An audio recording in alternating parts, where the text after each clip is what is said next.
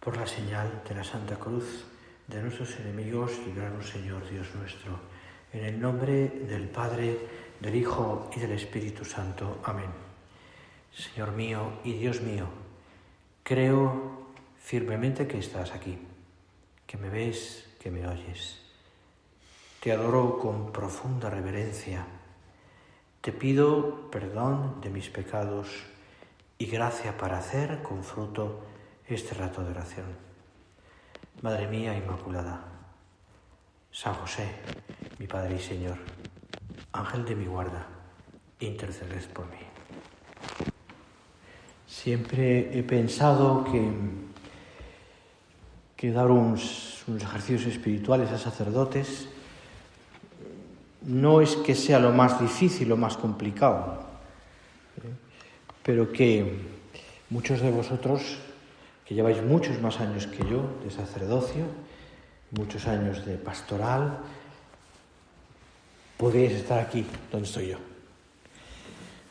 No digo por cambiarme, sino sencillamente porque le pido al Espíritu Santo que las palabras que yo pueda aquí hoy, estos días, transmitiros, deciros, pues sea Él,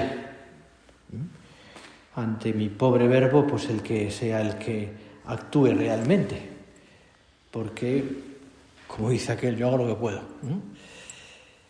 Bueno, pues quería decir eso también, porque también he pedido a más gente que recen por estos ejercicios espirituales, amigos, gente conocida, y sé que lo están haciendo. Y también en ello me apoyo, lógicamente, y sobre todo en el Espíritu Santo, en el Señor, que nos da la gracia a todos para tener buenas explicaderas y buenas entendederas.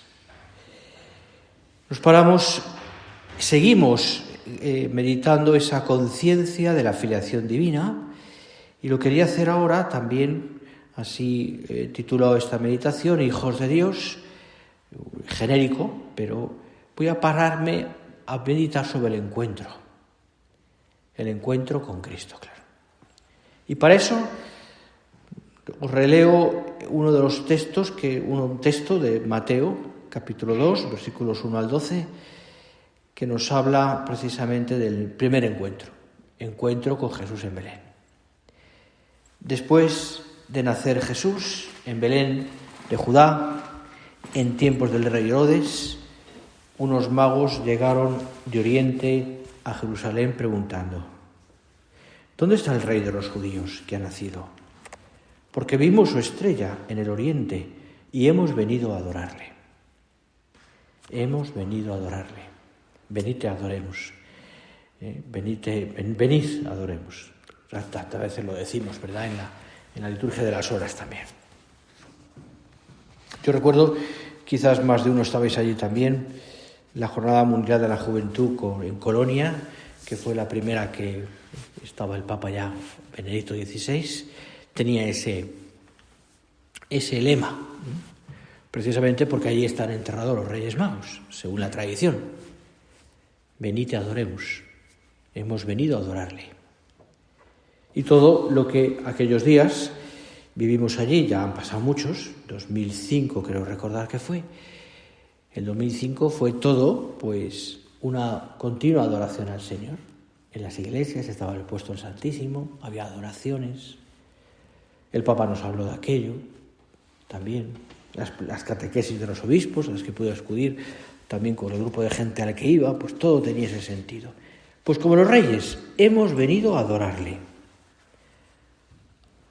Al oír esto, el rey Herodes se inquietó, y con él toda Jerusalén. Es curioso, ¿verdad? Se transmitiría inmediatamente aquello, la gente vio, y ante la actitud de tres reyes, de tres magos, tres príncipes, no sé, tres hombres más o menos sabios y de cierta riqueza, dice que se inquietó Herodes y transmitió su inquietud a toda Jerusalén. Toda Jerusalén se inquieta. El mundo está inquieto ante la presencia de Dios. El mundo está inquieto en el sentido bueno y malo, inquieto. Es decir, la presencia de Dios no deja indiferente a la gente. Y reuniendo a todos los príncipes de los sacerdotes y a los escribas del pueblo, les interrogaba dónde había de nacer el Mesías. Los expertos. En Belén de Judá, le dijeron, pues así está escrito por medio del profeta. Y tú, Belén, tierra de Judá, ciertamente no eres la menor entre las principales ciudades de Judá, pues de ti saldrá un jefe que apacentará a mi pueblo Israel. Creo que es Miqueas, me parece recordar. Y tú, Belén, le dicen los expertos, lo que está escrito, la profecía. Y entonces Herodes llamó en secreto, no quería que nadie se enterase, en secreto a los magos, se informó cuidadosamente por ellos, cuidadosamente. Fijaros que el mal también tiene ese cuidado. Las cosas de los hombres, las cosas, el daño también tiene ese cuidadosamente. Por ellos, del tiempo en que había aparecido la estrella, y les envió a Belén diciéndoles, id e informaos bien acerca del niño, y cuando lo encontréis, avisadme para que yo también vaya a adorarle. Mentiroso.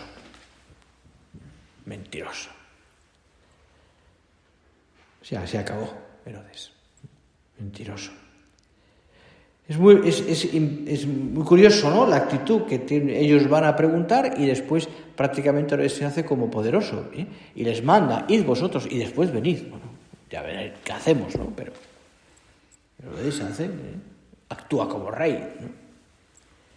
Ellos, después de oír al rey, se pusieron en marcha y entonces la estrella que habían visto en el oriente se colocó delante de ellos hasta pararse sobre el sitio donde estaba el niño. Al ver la estrella, se llenaron de inmensa alegría, no de un mañón. Y entrando en la casa, vieron al niño con María, su madre, y postrándose, le adoraron. Luego abrieron sus cofres y le ofrecieron presentes, oro, incienso y mirra. Y después de recibir en sueños aviso de no volver a Herodes, regresaron a su país por otro camino.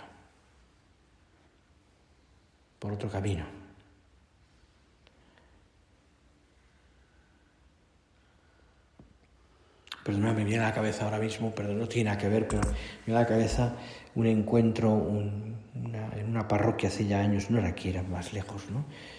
Pues un buen párroco que tenía un poco ideas, no sé, las que puede tener pues una persona que ha perdido un poco la fe, ¿no?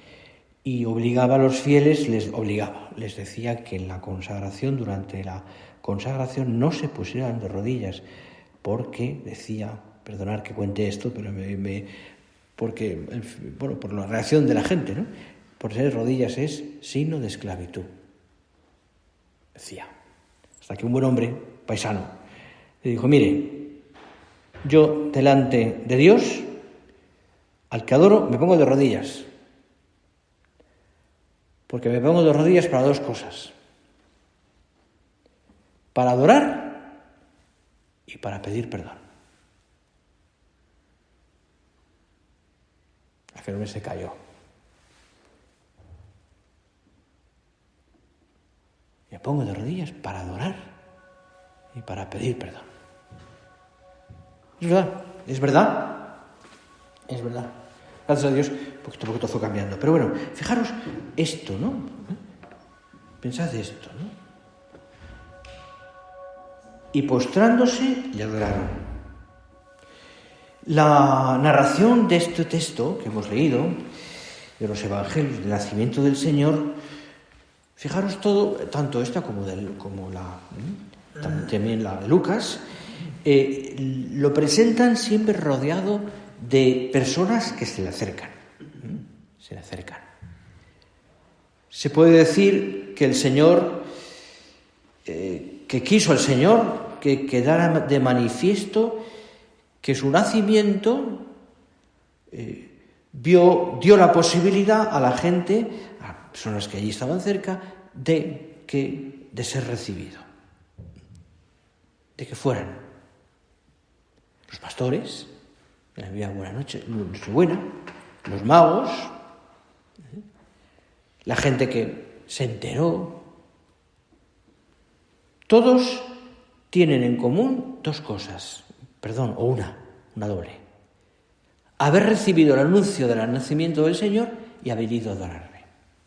Los ángeles, la estrella, anuncian el Mesías. Los ángeles a los pastores, hombres sencillos, le dicen hasta dónde tienen que ir.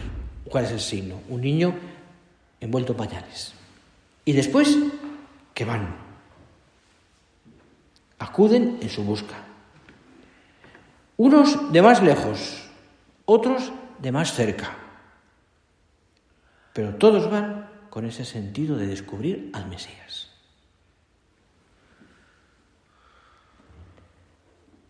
¿Qué es lo importante? El punto a donde todos llegan. Unos de más lejos, otros de más cerca. Lo importante es el punto de llegada. Lo que interesa es meditar eso. ¿Qué sucede en el portal cuando llegan los pastores, cuando llegan los magos? ¿Qué pasa allí? Fíjate que recuerdo que estudiando teología fundamental, recuerdo que había un momento en el que se decía, pues en concreto, hablando de la revelación, no recuerdo qué autor era, pero la idea me quedó. La revelación, decía, es palabra con mayúscula, testimonio y encuentro. Palabra, testimonio y encuentro. Bueno, pues quizás esa categoría de encuentro es la que ahora estamos meditando y nos paramos en ella, porque es lo que sucede en Belén. Encontraron al niño. Es lo que sucede en Belén. Un encuentro con el niño que para ambos, para todos los que le encuentran, cambia su vida. Cambia su vida. ¿Te acuerdas de esa frase tan conocidísima de Benedicto XVI que decía: se empieza a ser cristiano no por una decisión ética, sino por un encuentro personal con Jesucristo? Y es verdad. Se empieza a ser cristiano por un encuentro personal con Jesucristo. Nosotros podríamos decir también que el único modo de ser hijos, buenos hijos de Dios, pasa por un encuentro, necesariamente, por un encuentro con Cristo. ¿Por qué? Porque mi filiación es participación de la única filiación del Hijo. Mi filiación es participación de esa filiación. Por tanto, el ser hijo de Dios pasa por un encuentro con el Hijo, con Cristo. Solo así, de esa manera, tendremos en cuenta, O sea, descubriremos, mejor dicho, realmente la realidad de lo que somos. La realidad de lo que somos. Por eso tú y yo, estos días, le podemos decir al Señor: Dios mío, ayúdame a encontrarme otra vez con tu Hijo, para que ese encuentro sea capaz de transformarme, para que ese encuentro me ayude a aprender de una vez, o una vez más, si quieres, en qué consiste ser hijo tuyo, para que así pueda vivir haciendo justicia a esa realidad maravillosa de ser hijo tuyo, de la filiación divina. Señor, ayúdame a encontrarme otra vez con tu Hijo. O Dios mío, mejor dicho, ayúdame a encontrarme otra vez con tu Hijo. ¿Qué hace falta para eso? ¿Qué nos hace falta? Para que se produzca el encuentro. Evidentemente, lo primero que hace falta es la gracia de Dios. Dios sale a nuestro encuentro, nos da la vida. Sale, y lo decíamos esta mañana, es una iniciativa de Dios. Pero después, como dice San Mateo, la actitud fundamental nuestra es la adoración. Por eso creo que necesitamos todos redescubrir, una vez más, el sentido de la adoración para que el encuentro sea posible. Fíjate en los magos. Venimos a adorarle. Ese es lo que tienen en el corazón ellos cuando encuentran, cuando lo pierden, la estrella, cuando desaparece la estrella. Venimos a adorarle. ¿Dónde está? Porque venimos a adorarle. Claro, esa sencillez del corazón de los magos, como la de los pastores también, les ayuda a descubrir en el niño al Hijo de Dios. Solo la adoración permite descubrir en el niño el sentido de la vida, sentirse bien pagados. Solo la adoración abre las puertas para entender qué significa que tú y yo seamos hijos de Dios. Hijos de Dios. Hijos de Dios. Demos una vuelta más a esto, porque creo que es también clave. Lo que significa adoración y filiación divina. Respeto, la adoración significa respeto. Vemos ahora, ¿no? Te lo describo con unas palabras, un pensamiento, más que unas palabras, un pensamiento de Benedicto XVI, ya precisamente lo que te contaba antes en Colonia, un pensamiento, porque el tema estaba centrado en eso, un pensamiento de Benedicto XVI en Colonia. Y entonces allí, en Colonia, uno de los textos que hay, no lo he traído, pero lo tengo aquí más o menos resumido, uno de los textos habla de la adoración como conjunto, o como armonía de dos actitudes, ¿no? que parecen como contrapuestos, pero que en el fondo se entrelazan bien, porque ambos son dones del Espíritu Santo. Y entonces hablaba de esto, ¿no? Con esa profundidad que yo no soy capaz, por supuesto, ni mucho menos, lejos, estoy tan lejos, ¿no? Pero esa profundidad que hablaba Juan Benedicto XVI, ¿no? Y entonces, pero al mismo tiempo tanta claridad. Entonces decía, claro, por una parte, adoración significa lo que te decía antes, postración, se postraron, y de postrados le adoraron, postrados le adoraron. Por una parte significa postración, es decir, asombro, grandeza de algo, de una grandeza, que no es mía, que no es la mía, mejor dicho. Adoración es, por tanto, postración, asombro, reconocimiento.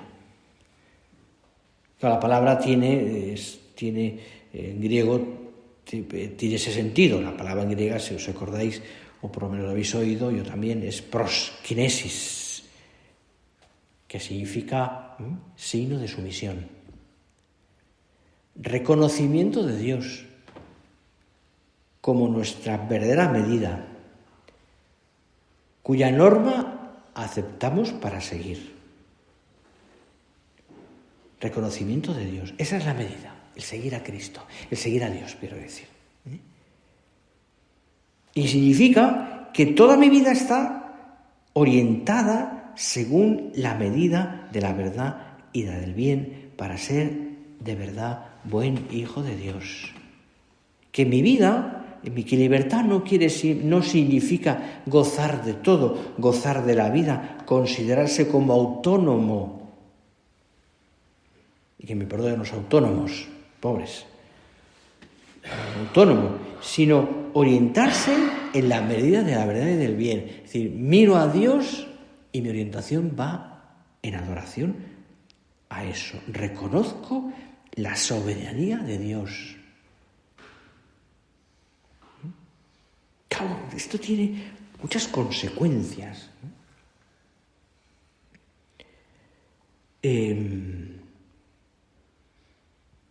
La Eucaristía, por ejemplo, el don, tan regalo de Dios, evidentemente me tiene que servir para reconocer la soberanía de Dios y su trascendencia. su trascendencia. Y por tanto el asombro, incluso más todavía, y ahí voy al don del Espíritu Santo, el temor de Dios. El temor de Dios. El asombro del hombre ante lo sobrenatural, ante el misterio, ¿no? Por eso creo que es tan importante que no se pierda el carácter, digamos, de adoración y de misterio de la Eucaristía. En nuestras Eucaristías, dentro de la cercanía y de hacerlo, pero no puede perderse este sentido también del misterio. Bien, pero ahí no entramos, no es el tema ahora. Pero fijaros, llegar a eso, ¿no? Se dicen los expertos que el temor de Dios, es un temor de amor, no un temor de dolor, un temor de contrición mala, el temor de amor. Dicen que es el primero en aparecer en la conciencia. Recuerdo un friso de un claustro que tenía algunas frases allí, y quiero recordar que hay una que ponía Initium sapientiae timor.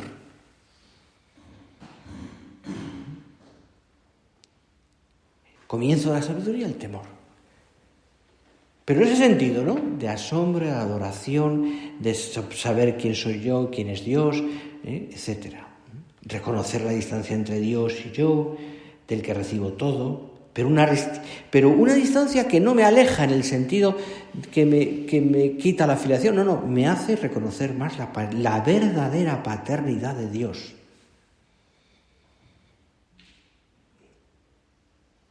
La verdadera paternidad de Dios, que me lleva a adorarle.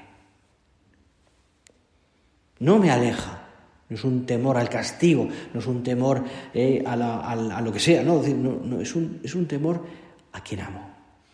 Temor bueno, temor de amor, quiero decir. En ese sentido yo lo decía, ¿no? Asombro, reconocimiento de la grandeza que no es mía. Y el otro sentido, decía el Papa, aparte de esta expresión, era el tema también de adoración, decía, es beso, intimidad, afecto, ternura. Fíjate cómo se complementan, ¿no? Y en concreto decía el Papa, y te leo el texto, ese gesto es necesario, hablando de beso, intimidad, ternura.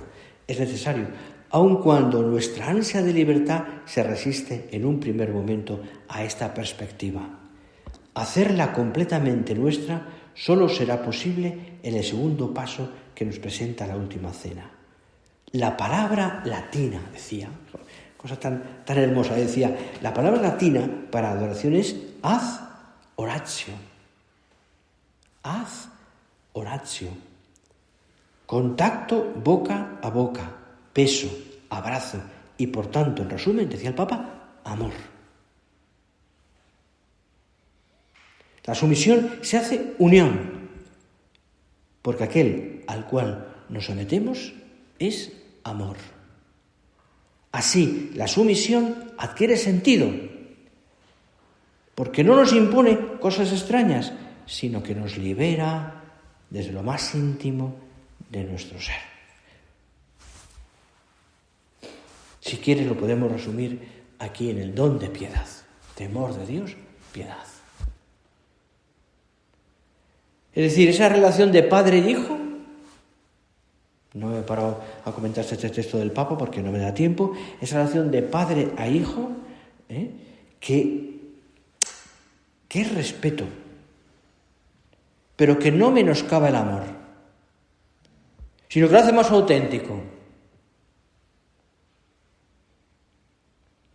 Como fijaros, nosotros tenemos el peligro, sacerdotes, de que estando todo el día en continuo contacto con las cosas de Dios y con Dios mismo, se puede resultar de este contacto continuísimo, pues que haya una banalización, un acostumbramiento, o si quieres, una frialdad ante las cosas de Dios. Todos los días estamos delante, en la iglesia, en el sagrario, en la sacristía, en mil cosas, ¿no? Es como, no sé, se me ocurre, ¿no? Perdonad, el típico sacristán que todos tenemos en las parroquias, o que los hay, que está cerca de Dios, que lleva años y años y años, conocido pakistaníes que han pasado el oficio de padres, abuelos e hijos, y que al final se convierte en una persona que es parte de la Iglesia, parte de ese culto, pero que se convierte también en una persona que se toma como confianza ciertas licencias que le llevan a una rutina absurda. No hace la genuflexión delante del Santísimo, no cuida las posturas, habla delante del sagrario, algo con la gente, yo qué sé. Creo que me entiendes por dónde voy. Dios mío, si yo quiero que la renovación de mi vida sea auténtica, enséñame a ser auténtico adorador y que mi corazón lata en el verdadero respeto filial a la auténtica confianza que preste mucho más crédito a lo que me dices tú que a cualquier otra cosa. Dejemos que el Señor sacuda nuestro corazón a esto. Dejemos que el encuentro con Cristo nos remueva interiormente. Y por tanto, deseemos seguir a quien me mueve el corazón porque me quiere.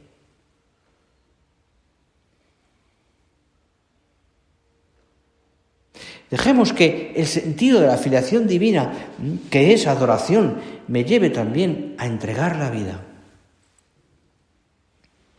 Porque si no es ahí, ¿en qué se fundamenta? ¿En el esfuerzo personal? ¿En luchar por luchar? ¿En una fidelidad más entendida, casi como lealtad humana solo? Que es importante, ojo. Pero no, se entrega en el amor de un padre por su hijo.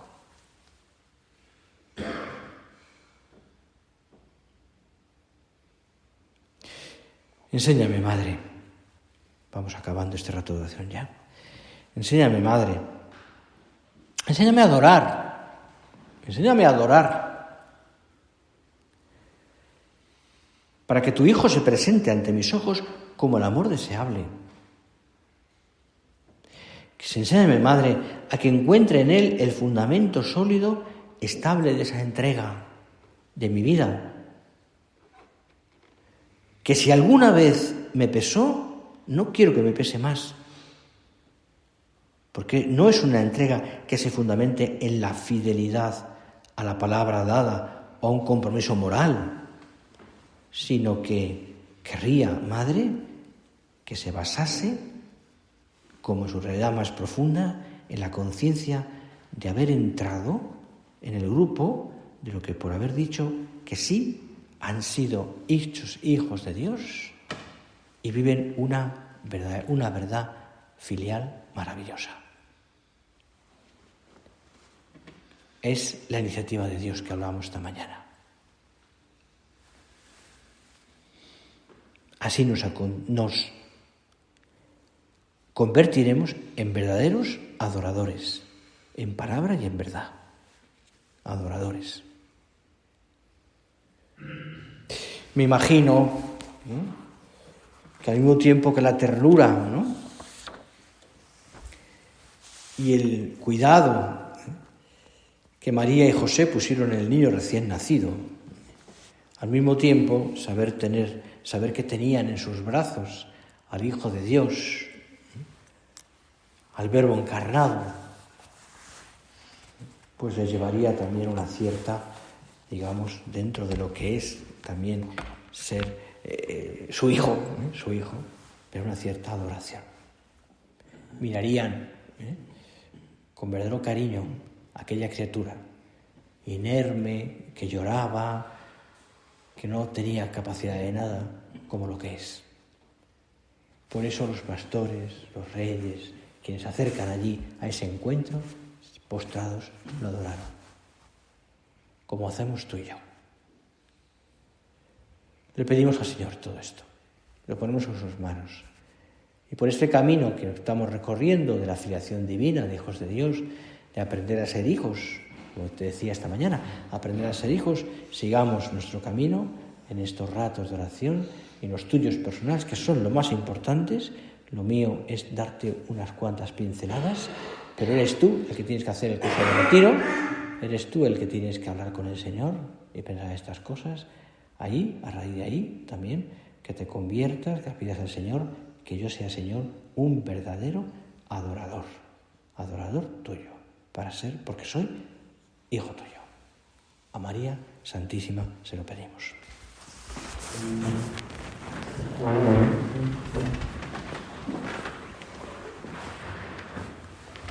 Te doy gracias, Dios mío, por los buenos propósitos, afectos e inspiraciones que me has comunicado en esta meditación.